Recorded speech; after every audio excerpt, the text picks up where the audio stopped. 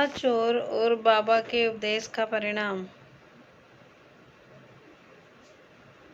किसी नगर में एक बूढ़ा चोर रहता था। 16 वर्षीय उसका एक लड़का भी था। चोर जब ज़्यादा बूढ़ा हो गया तो अपने बेटे को चोरी की विद्या सिखाने लगा। कुछ ही दिनों में वह लड़का चोरी विद्या में प्रवीण हो गया। दोनों बाप बेटा आराम से जीवन व्यतीत करने लगे। एक दिन चोर ने अपने बेटे से कहा, देखो बेटा, साधु संतों की बात कभी नहीं सुननी चाहिए। कुछ ही दिनों में वह लड़का चोरी विद्या में प्रवीण हो गया। दोनों बाप बेटा आराम से जीवन व्यतीत करने लगे।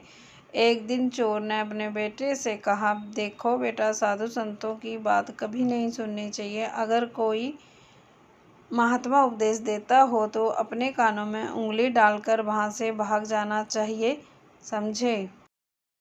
हाँ बापू, समझ गया। एक दिन लड़के ने सोचा, क्यों ना आज राजा के घर पर ही हाथ साफ कर दूं।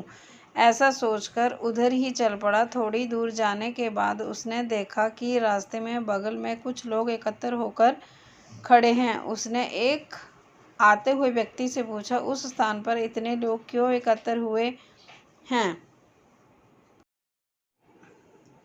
उस आदमी ने उत्तर दिया, वहाँ एक महात्मा उपदेश दे रहे हैं। ये सुनकर उसका माथा ठनका। इसका उपदेश नहीं सुनूंगा। ऐसा सोचकर अपने कानों में उंगली डालकर वह वहां से भाग निकला। जैसे ही वह भीड़ के निकट पहुंचा, एक पत्थर से ठोकर लगी और वह गिर गया। उस समय महात्मा जी कह रहे थे, कभी झूठ नहीं बोलना चाहिए। जिसका नमक खाएं उसका कभी बुरा नहीं सोचना चाहिए। ऐसा करने वाले को भगवान सदा सुखी बनाए रखते हैं। ये दो बातें उसके कान में पड़ी। वह झटपट उठा और कान बंद कर राजा के महल की ओर चल दिया।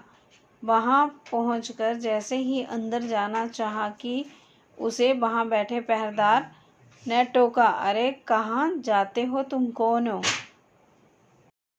उसे महात्मा का उपदेश याद आया, झूठ नहीं बोलना चाहिए। चोर ने सोचा, आज सच ही बोलकर देखें। उसने उत्तर दिया, मैं चोर हूँ, चोरी करने जा रहा हूँ।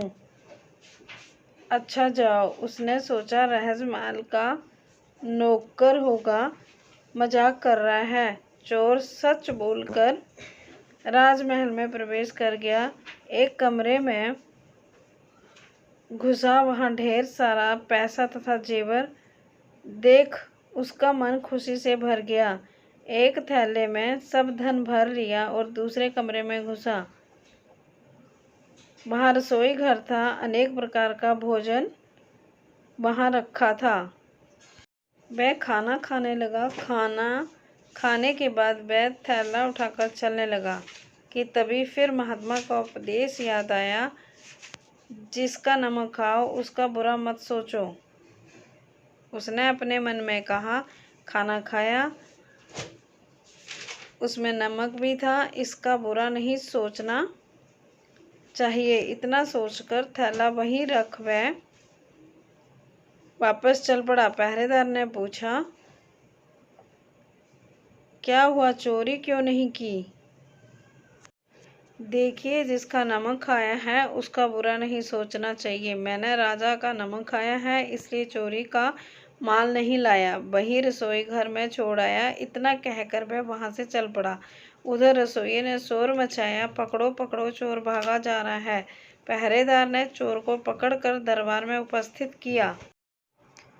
राजा के पूछने पर उसने बताया कि एक महात्मा के द्वारा दिए गए उपदेश के मुताबिक मैंने पहरेदार के पूछने पर अपने को चोर बताया, क्योंकि मैं चोरी करने आया था। आपका धन चुराया, लेकिन आपका खाना भी खाया जिसमें नमक मिला था, इसीलिए आपके प्रति बुरा व्यवहार नहीं किया और धन छोड़कर भागा।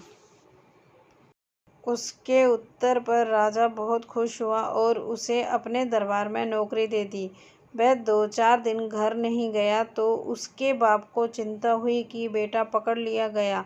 लेकिन 4 दिन के बाद लड़का आया तो बाप अचंभित रह गया अपने बेटे को अच्छे वस्त्रों में देखकर।